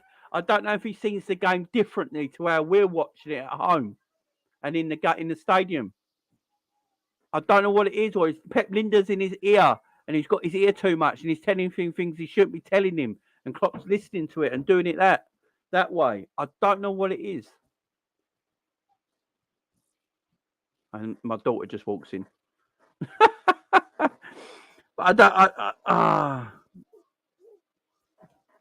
I don't get it. I don't get it. Even if Klopp's not the tactical genius we hope he should be, the coach, his assistant should be. You know, Pep Linda should be going to Jurgen at that time, being 2-0 up. Right, Jurgen, we're 2-0 up. Real Madrid are all over the shop here, but they're going to desperately try and get back into this game. Let's drop back a little bit. Let's get a bit more conservative in our game and just contain Real Madrid at arm's length for about half hour. And then eventually we'll find gaps with the pace we got up front. That's what we should have done. That's what we should have done. But we played the same way, and playing the same way is so dangerous when you're tuning up against a Real Madrid side that are desperate for a goal and have so much quality like we do going forward. Dangerous, man. Real dangerous. And this is what I'm saying about everything. Everything at his football club needs to adapt. The manager needs to adapt. The ownership needs to adapt. There's a lot needs to change, guys. A lot needs to change. I need to see Jurgen adapting more. I need to see the owners adapting more. Like, the owners will buy players this summer. It's going to not be the players everyone wants, as I keep saying. We are going to probably get... I don't think we'll get Jude Bellingham. I don't think Jude Bellingham goes anywhere this summer anyway. I think Jude Bellingham stays at Borussia Dortmund. I've got a feeling Jude Bellingham might stay at Borussia Dortmund because I think the price tag might be too much for everybody. I think the price tag might be too much for everybody, even Chelsea. Even Chelsea. I mean, Man City, it's going to be £150 million for Bellingham. I just don't see everyone paying £150 million straight away. And then the problem with Chelsea, to get Bellingham, they're going to have to put, because they spent so much money on FFP, they're going to have to give Jude Bellingham a massive contract for 7 to 8 years. And I don't know if Jude Bellingham's going to want to sign a 7 or 8 year contract at Chelsea Football Club. And that's a problem as well. So I think that's the reason why Jude stays at Borussia Dortmund. It wouldn't shock me. But Liverpool need to buy. I think Liverpool get 3 midfielders and a centre back in. I think that's what Liverpool do in the summer. I think Liverpool get 3 midfielders and a centre back in. My problem is I don't think they're going to be the midfielders everyone wants. And that's going to be the issue. They're not going to be the midfielders everyone wants. And we're going to have arguments about it. I can see all Liverpool content creators, people on Twitter, just moaning about it. Like, we could spend 150 million on 3 midfielders, but it's not going to be the midfielders everyone wants. It just ain't. It just ain't. It would shock me if Mason Mount became a Liverpool player in the summer. It wouldn't shock me. Matheus Nunes, I think that will be done. That's 44 million. That's FSG price range. I think we get Matheus Nunes in. We need a number 6 and a number 8. I think he's looking at. It won't surprise me looking at Mason Mount as a number 8. Matheus Nunes as a Thiago-like player, and then you got Stefan Bajcetic who can play the number 6 role, and they probably keep Fabinho. That's your 3 new midfielders. That's your 3 new midfielders. I think they look at Stefan Bajcetic as a new midfielder because he wasn't in Liverpool's game plan at all. I don't think he was ever going to play for Liverpool Football Club. It's just because of injuries and poor form that he got into the team. Other than that, I don't think he would have ever played. And now he is. I think Liverpool look at it like, bloody hell, he's like a £40 million midfielder. We got our new midfielder there. So then you go and buy Mason Mount and Matheus Nunes. I'm guaranteeing you that is what Liverpool's midfield 3 will be next season. Stefan Bajcetic, Matheus Nunes, Mason Mount. They're your 3 midfielders. Then you got Henderson, Thiago, and Fabinho. Yeah, they're 6. And then you got Curtis Jones and Harvey Elliott. Telling you. That'll be the ones. And then they'll get that centre back they're looking at Benfica. Then they're going to be looking at that the centre back they're looking at Benfica. Apparently they've been scouting a lot this season and are real big on him. So I wouldn't be surprised they go and get him as well. So I wouldn't be surprised if that's the players we get, guys. And this is what I keep saying. They will get players in this summer. They're just not going to be the players everyone wants. And that's going to be the problem. That is going to be the problem. And that's why Fabinho's going to stay. Because I think Fabinho should leave the football club. But I think Fabinho's going to stay. And the reason Fabinho's going to stay is because they're not buying a defensive midfielder. We will know. This is where we know as a fan base, guys, if we are getting a new defensive midfielder, if Fabinho goes. Because we have to buy one. We have to buy one. So if Fabinho doesn't go, that tells you they look at Stefan Bajcetic as that new defensive midfielder. He will be the number 6 to go along with Fabinho next time season. I'm telling you right now. Unless Fabinho goes, then we have to buy someone. But I do think they look at Stefan Bajcetic as that new number 6 eventually. So Fabinho will stay. Stefan will be counted as a new midfielder. And then you get Matheus Nunes in, who I think is quality. And you get Mason Mount in as that goal scoring midfielder. High energy, always fit and available. Legs in midfield. And look, they're hungry players. I'm not saying they're the right choice either. I'm not saying they're the right choice at all, guys. But hear me out on this one. They'll be hungry, right? Mason Mount will want to prove a point, yeah? He would want to prove a point to Chelsea and the fan base that always goes at him and stuff like that. He'll want to prove a point. So he'll be hungry for the fight. Matheus Nunes will be starving. He didn't want to go Wolves in the first place. And then he's going to the club he did want to go to. He'll be starving. And Stefan Bajcetic is hungry right now. He wants to feed. So you're going to get energy out of them 3 players. And then you got your experienced players like Fabinho, Henderson and Thiago go alongside them. And then you got your youth players like Carvalho's and your Harvey Elliott's and players like that. And your Tyler Mortons of the world, right? Then you got your youth players. It's not what everyone's going to be happy with. I can tell you right now. Unless we pull Saint out the bag. Unless we pull Saint out the bag, that is going to be it. That is going to be it. I just wouldn't be surprised, man. Nunez isn't pulling up any trees. Yeah, but you can tell. The thing is, Scraps, you can tell his quality, man. You can tell his quality. Sometimes, look, Jota never looked like the best player at Wolves, did he? Sometimes you can't always go by the way a player's playing in a team, do you know? But you can see there's quality in Matheus Nunes. You can see it a mile off. He's playing for a team he don't want to play for. You can see it. Mike says, Kante for Fab, Ritz. Oh, is that the Bayer Leverkusen player? He's a good player. Gravadal, Nunes, 2 more midfielders and another proven right back. Need to put pressure on Trent, then buy 2 or 3 lottery picks. Yeah, it's going to be saying, I do think we're going to buy players. I do think we're going to buy players in the summer because we have to. Look, half the problem here, guys, is that look, the owners might not want to, right? But we actually got no choice. This is the thing. We will buy players this summer because we have no choice. Yeah. And when FSG have no choice, they have to spend, right? When we have a choice of to spend or not, they don't spend. But right now we have to spend. We have no choice. We're going to lose 4 or 5 players out of contract anyway. And there's players in this club that need to leave anyway because they're past their sell-by date. So we're going to have to buy anyway. But yeah, I do like Nunes. Rit or Verts, I think it's Verts. They pronounce it. I can't remember how he plays. He's the Bayer Leverkusen player. He's decent. Gavardal, obviously quality, but Gavardal's going to be a world record fee. That's going to be hard to do. But he's obviously a player I desperately want. And the thing with Gavardal, he desperately wants Liverpool. This is the thing. He wants Liverpool badly. It'd be an easy transfer to do. It wouldn't take much convincing.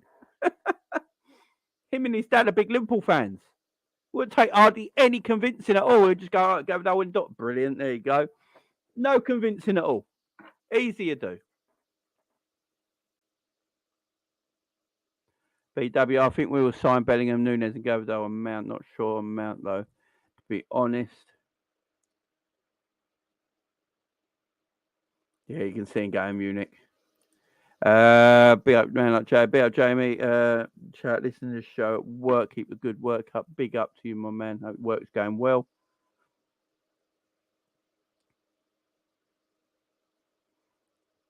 If Ragnick is out at the club, it would be so easy to negotiate the transfer. That is true. Gavardal will be our only left-footed centre back at the club. Yeah. Yeah. Man, it's just things have to change, man. Things have to change, as I keep saying. You know, Liverpool and Jurgen Klopp have to adapt. There's no doubt about it. Big up, Daniel. Hope you're doing well. Hello, mate. What date's the next match? Tomorrow night, Daniel. It's tomorrow evening, 7:45 p.m. UK time. Klopp needs new tactics with new players. Exactly, Marcus. That's a massive point. You know, Klopp's tactics have to change as well. You know, Klopp is about adapt, and he needs to adapt. Now, Klopp has to look in the mirror. We all love Jurgen, yeah? But we all know he has weaknesses. He has to adapt. You know, maybe we have to change it up a little bit. Maybe we have to change formation a little bit. Maybe sometimes you do have to play 3 at the back. I know Jurgen hates playing 3 at the back. Sometimes you look at our team. Now, I look at our team, yeah, and I think our team is perfect to play 3-4-3. I look at our squad and I'm like, why don't we play 3 at the back? Trent and Robbo are wing backs. Kanate, Matip, and Van Dijk as your 3 centre backs. Then you can play, I don't know, Thiago and Fabinho in a double pivot. Then you've got Darwin, Gakpo and Salah as your three. You know, I don't understand why we don't change it up a little bit. We have got this in our team, but Jurgen don't like three at the back. We've got to change it up when it needs to. You know, when things need to change, Klopp needs to adapt as well. This summer is massive for the whole football club, from the top all the way down to the players. You know, they have got to come together this summer. He's got to come together this summer and think of a thing to do. You know, he's got to come together this summer and just go, right, we need to adapt to not even this summer. These need to be happening now. These talks need to be happening now on a daily, not even in the summer, because in the summer is when you've got to do the work. Actually, these talks need to be happening right now. Daily conversations. Things happening behind the scenes need to be happening. I do think we'll have a good summer because we've got no choice. That is my reasoning why I think Liverpool will have a good transfer summer, because we have no choice. FSG are backed into a corner. They know they've got no choice. We're not broke. We're very wealthy. We just don't spend. What we've got to stop listening to is the MSN online crap. Yeah? The journalists online that tweet absolute nonsense. Yeah? People got to stop listening to them because they don't tell anything. They're not in board meetings. They don't know what's going to happen behind the scenes. Remember, people like Paul Joyce and James Pearce and stuff like that, they get told by the club what the club thinks they need to tell them. Yeah? They don't know anything that's happening. Nothing. Nothing. But too many people listen to them. And then they start spreading rumours and then news goes around, blah, blah, blah, blah, blah, blah. It's stupid. But yeah, we will buy players. We will buy players. I personally think it'll be 2 midfielders and 1 centre-back. That's what I reckon. Because I think they see the third midfielder as Stefan Bajcetic. I think they see that third midfielder as Stefan Bajcetic. It's all on the Jude stuff. If they don't think they can get Jude, and they're looking at it, because I think Klopp acknowledged it in his press conference. We need more than 1 player. Because there was a tweet, I don't know, I think Paul Joyce put a tweet out the other day, and it said that Jurgen Klopp would be happy if we only bought Jude Bellingham in the summer. Right? I think it said something along the lines that Jurgen Klopp would be happy if we only bought Jude Bellingham in the summer. Right? And obviously that tweet got sent out and the responses underneath it were like, no. And that's my worry. I will say that's my worry on all of this. If we only buy Jude Bellingham, and I've said it time and time again, that is not enough. It's not enough. And actually, we'll be worse this coming season than we are now because we'll have less players because so many are leaving off after contracts. So that's a worry for me as well. I've got to say, this is why I'm saying everyone needs to adapt. We need to adapt. Can't just be Jude Bellingham on his own. As much as I love Jude Bellingham and he's a superstar of a footballer, he's one of the next phases of generational footballers. He's going to be quality. He'll be quality for us. He'll make our midfield better, no doubt, because who he is. But it can't be him on his own. He just can't. You need to adapt a bit more.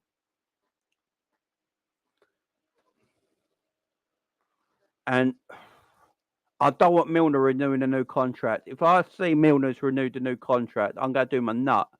Because that's down on Jurgen. That's down on Jurgen. I'm sorry. Jurgen should be going, I don't want, as much as I love James Milner, do not give him a new deal. Do not give him a new deal. He needs to go. Jurgen is the manager here. He has so much say. If he doesn't want, if he doesn't want him to sign, he ain't signing. James Milner signs a new deal at Liverpool. That is on Jurgen. Right? I don't want to hear it from anyone else. That is on Jurgen. There's no way at 37 years of age you should sign a new deal. I'm not having it.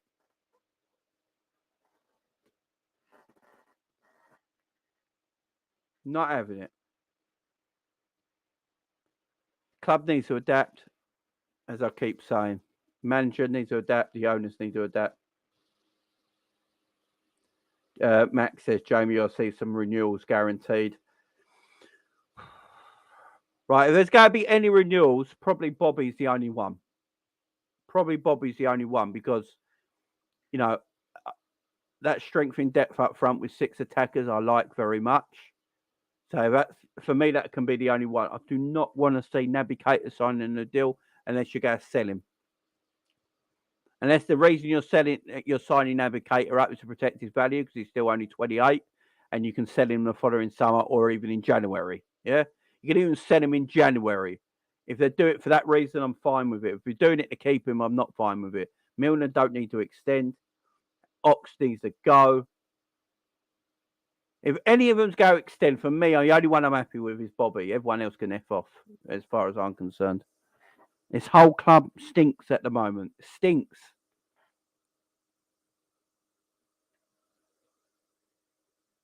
Like Curtis Jones, like Marcus says there, give Curtis a new contract, don't play him. Makes no sense.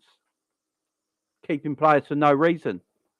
Stockpiling players, like we're going into an apocalypse and you need to stockpile everything so you got everything ready. Is that what we're doing? We're Apocalypse FC now. Is that what we are?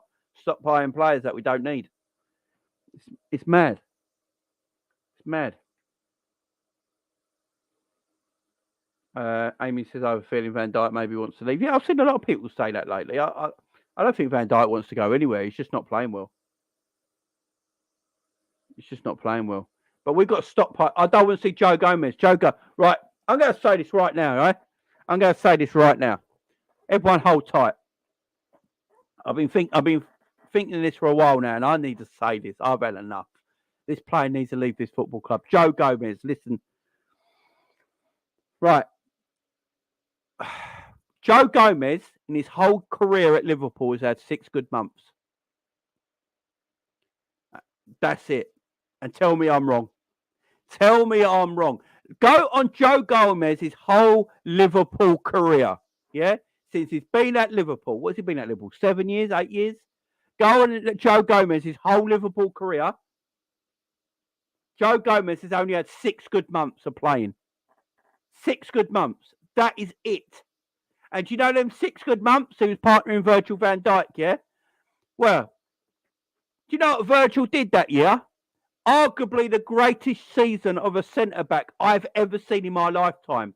You know, we got runner-up for Ballon d'Or the following year. Van Dijk should have won the Ballon d'Or that year. Even Messi said it. He was that good. He almost beat Ronaldo and Messi to the Ballon d'Or. That is how good Virgil van Dijk was. How many defenders can beat Messi and Ronaldo to Ballon d'Or almost? Get that close. A few votes out. What was it? Like 7 votes out from beating Messi. He was unbelievable. He was so good. He made the Liverpool fan base believe Joe Gomez was good. That's how good Van Dijk was. He made us all believe that Joe Gomez was a good defender. He was that good. He was that good. I could have partnered Van Dijk that year. Literally. I could have partnered Virgil that year, and Virgil just telling me what to do, being Superman. Virgil was Superman that year. He could have told me anything. I would have done it. And I would have looked good. I probably got an England call up. Gomez is a liability. He's always been a liability. He doesn't learn from his mistakes, and he's lazy.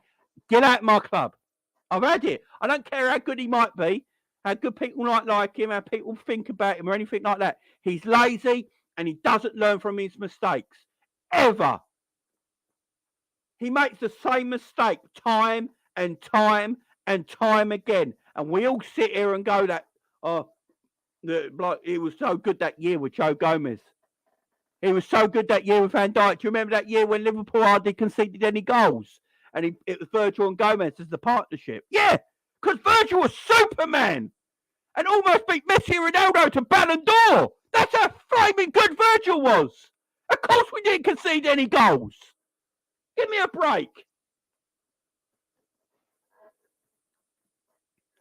Give me a break. Get Gomez out of here. 6 months in the whole of his career that Joe Gomez has looked good. 6 months. In my opinion, that is it. 6 bloody months. He's been injured for 4 of them. Don't forget, the whole time he's been at Liverpool, he's probably been injured for 4 years in total. I bet you total up his injuries, it comes close to either 3 or 4 years. And then he's only had 6 great months at playing. It's not worth keeping. Want him gone. He cost us 3 goals against Real Madrid. God, bum off Gomez because they met him on the train. I'm sure Joe's a lovely lad. I'm sure Gomez is a lovely geezer and all that. But he's not good enough. And now Virgil is not now Virgil's not the Virgil of old. You're seeing it. You're seeing it even more. Yes, Joe will have the odd good game here. There's no doubt about it. Of course he will. Because he's a decent player. But he's just not good enough. So occasionally he'll have a few good games. Nat Phillips has had good games for Liverpool. Doesn't mean he's a world-class defender. We got 3rd in the Premier League with Reece James and Nat Phillips, by the way. Let's not forget about this. Yeah? Reece James and Nat Phillips were our centre-back partnership for the last 14 games of the season. And we got 3rd.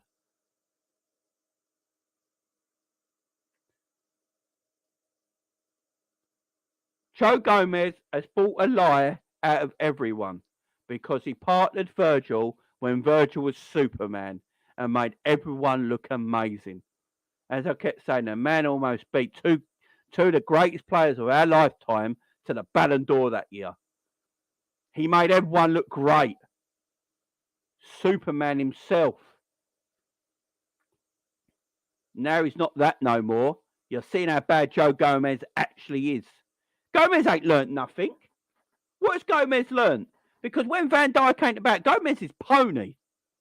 Pony. He's not learnt anything. He makes the same mistake time and time again. He made the same mistake against Wolves and Brighton in the same damn week. Same week. Same mistake. Doesn't learn.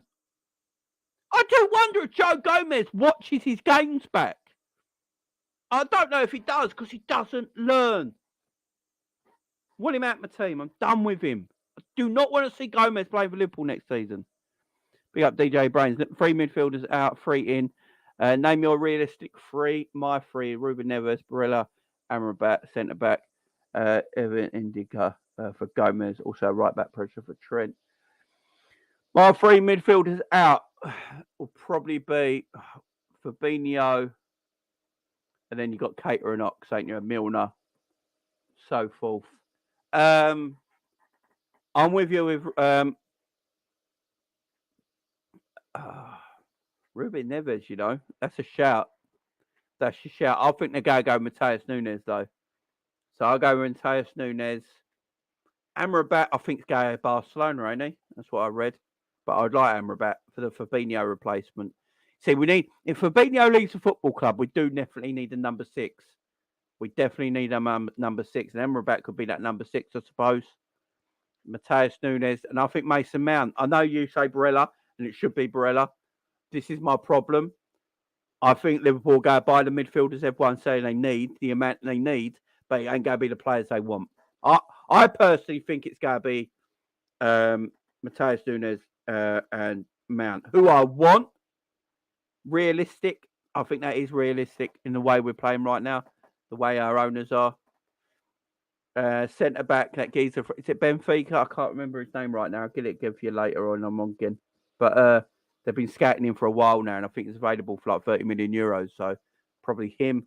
And also that German goalkeeper that's playing for Bruges right now. I think they're getting for Kelleher's replacement. Right back. I think the right back should be Ramsey when he's fit.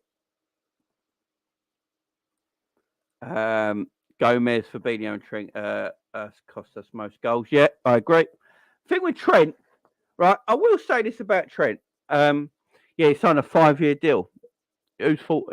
I can't believe it. Fucking hell.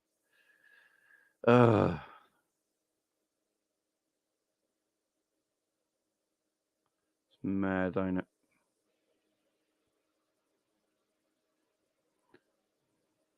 Be Andy in the house, they doing McAllister and Julian Casado. Yeah, that's buying most of Brighton's midfielder. I do think we'll buy 3 midfielders and 1 defender. I just can't think. We got Damo, they do. Said Mane and Genie left costs. They wouldn't give them the money they wanted. Should have got rid of Million Ox and Kate and free up the money for Mane and Genie. I agree. But then whose fault is that? Again, we don't know whose fault that is. This is the problem. It's just a problem, ain't it? Whose fault was it? Is it always the owners?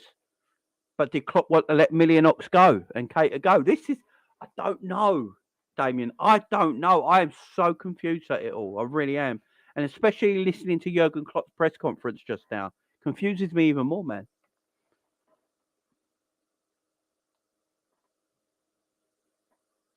Yeah, these Mason Mount links ain't going away, you know.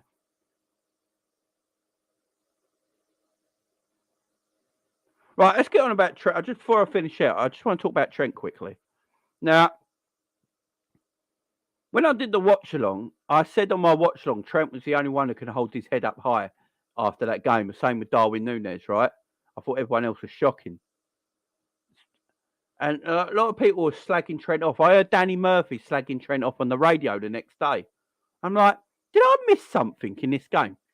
Did I miss something in that game against Real Madrid? So I watched the Real Madrid game back, right? And I'm like, so what am I missing? Why is everyone slagging Trent off after this Real Madrid game? I don't get it. I don't get it. And I'm looking and watching and looking and like, still don't get it. So I watched it twice now and I still don't understand why Trent is getting slagged off so much. Right? And again, I listened to Radio 5, I listened to TalkSport, Danny Murphy and all that, and they're all slagging Trent off, right, for the game, right? And I watched it back and I'm like, I don't get why we're going at Trent here. I don't get it. So I watched it back and I still don't get it. But no mention of Joe Gomez.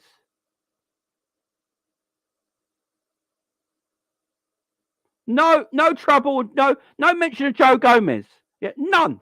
No mention of Vinny Jr.'s first goal when Joe Gomez steps away from him instead of closing him down. All right, so the shot doesn't come out. No mention of it. No mention of the moment when Joe Gomez was standing in the penalty box right in front of Vinicius Jr. and turns his back on him and sticks his arse in the air for it to deflect into the goal. Or is it Benzema? Sorry, Benzema. Sticks his arse in the air and lets it go in the goal. Turns his back on the ball. No mention of it. No mention. But they all go for Trent. I don't get it.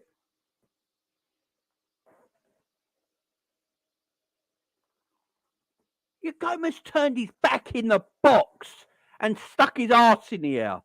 And he wondered why it went in the net. And no one went for him. You know, all Trent. Oh, Trent cost Liverpool. What game were they all watching? Do you know what it is? It's the free kick goal. Right? So Real Madrid scored a goal, didn't they? Early in the second half to make it 3-2 from a free kick. By which, by the way, Gomez gave away. Yeah? Gomez gave the free kick away. And a needless foul on Benzema, I think it was. Absolutely needless. Didn't need to do it. Commits a foul like a plum. Right? And we're on the back foot straight away. The ball comes into the box, yeah? From across. Right? And Thingy heads it into the net completely unmarked. No one marking him. Completely and utterly unmarked. And then there's a video footage or a picture of Trent standing next to Benzema, right? In his space, yeah? And everyone's going, Trent should have followed him into the box, right? No. Because they're doing what the manager... They're defending space. So it's zonal marking. So Benzema was in Trent's zone. The one who actually was it Vinny Jr. who scored the goal? I can't remember now. The one who actually let the goal go in, yeah, was Gakpo. He never followed the runner. Gakpo was the one who was meant to run with him, and he never followed him. He ran off Gakpo. But no, that's not the agenda, is it? I don't actually understand why everyone came for Trent in that game. Oh, that's it. It was Militao. It weren't Trent, though, Angel. It was Gakpo. Trent was zonally in the space for Benzema. That was his zone. Gakpo was the one who let him run off him. Go back and watch it. It was actually Gakpo.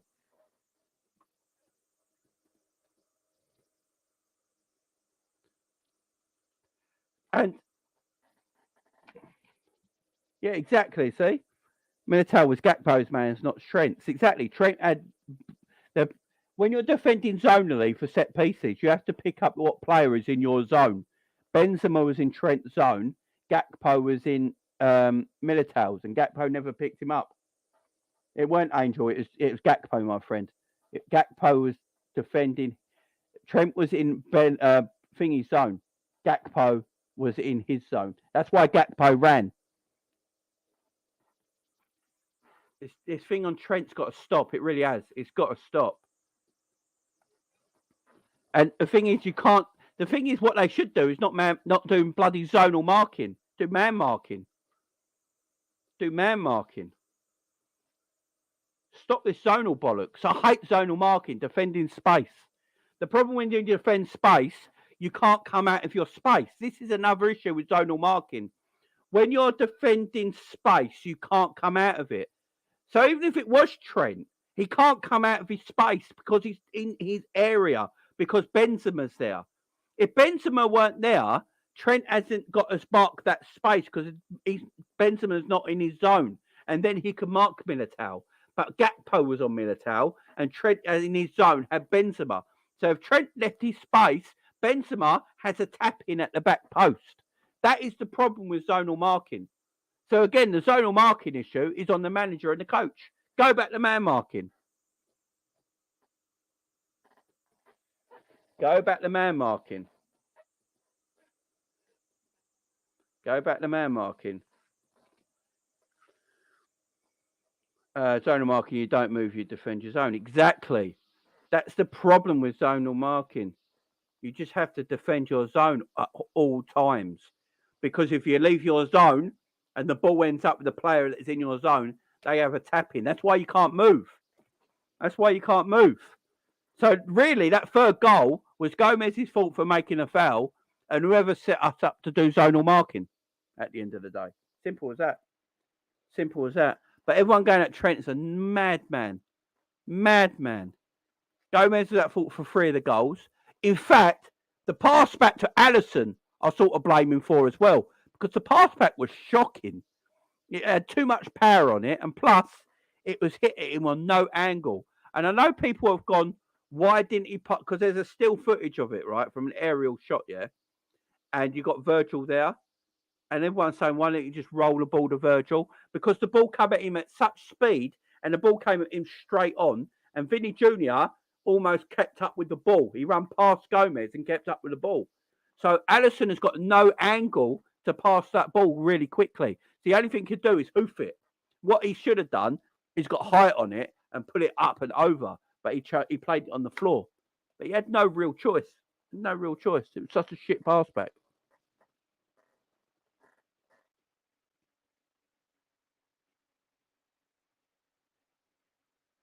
Oh, it's Alisson's fault. Don't get me wrong. It's Alisson's fault because Alisson should have cleared it. I'm not saying that. It's Alisson's fault. But watch the pass back again to Gomez, from Gomez, guys. It's hit back at so much power, right? And also it's hit to him straight. And because it's hit to him straight with so much power, Alisson has no time to get any angle on the pass. So what Alisson needs to do is hit it back from where it came from, but he needs to get it up. He needs to put loft on it and clear it into the sky, not on the floor. That's where Alisson's wrong, and that's why it is Alisson's fault. But the pass back was shocking. Absolutely shocking. Ali should have just hoofed it. That's what he should have done. He should have just hoofed it. Oh, I'm not saying he weren't, Angel, but look back at the pass. They're both responsible. Alisson should have hoofed it instead of playing it on the floor nice and neatly. That's a stupid thing to do. But yeah, there was no angle in the pass. In fact, let's put it this way. Gomez should have actually not even passed it back to the goalkeeper. Vinny Jr. is right on Gomez's shoulders, yeah? Any pass back to the goalkeeper, Vinny Jr. is going to be putting Alisson under pressure. Really, Gomez should just put it out to the sides and cleared his lines. Should have just cleared his lines. Should have just cleared his lines.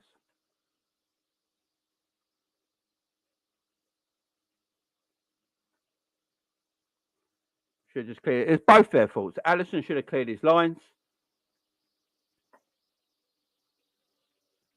Be up, Damien. It's Klopp's fault for picking players and giving contracts to players that are dog shit. Be up, Jamie. Be up, you, Damien. Be up, you. Yeah, Rose Ed. Exactly, Gary. Exactly. Be up, Jack in the house as well. You're doing well, Jack. Right, guys. Be nice to Angel in the chat. Angel's a good guy. He's just having his point and he's allowed it. Be up to Angel. Guys, that's me done. I'm going to be back at 6 p.m. tonight, guys. Back at 6 p.m. tonight, okay? Just a little over 3 hours away. Make sure you join me at 6 p.m. for the Crystal Palace preview, guys. We do, Danny. We pass back all the time. I get annoyed at that as well. Always passing back and putting the keeper under pressure. Be out bed in the house. Guys, I'm off now.